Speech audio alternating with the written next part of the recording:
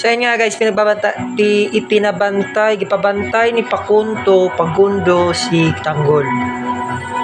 Kay basig nada sa iya ang brilyante. Oh. Kasal mo na bukas, kaalis ka palit?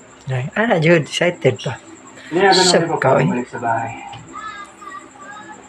Bakit daw? Hindi ko alam. Nagahulat ra jud ko nga duawon ko sa team diri ba Batang Quiapo. Oo. Nabago ka tawalo nun, simula ng trip ng Kaja. Ibali na ito. Diba guys? Follow naman kayo sa ano ko guys, sa ano ko channel ko.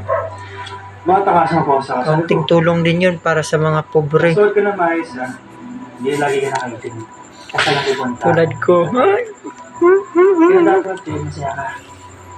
Hindi lagi nakasama. Lahat tumatandang lalaki.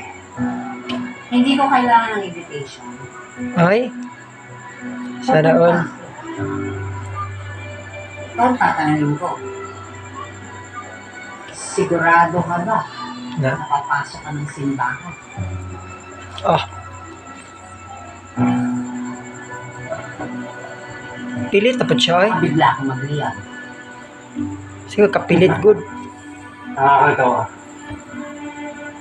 Tingnan natin. Kung makapagbiro ka pa Kana.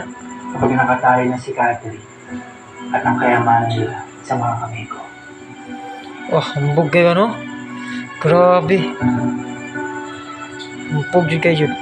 Ako rin, kalaban na yun na. Bagay jud tanda jud.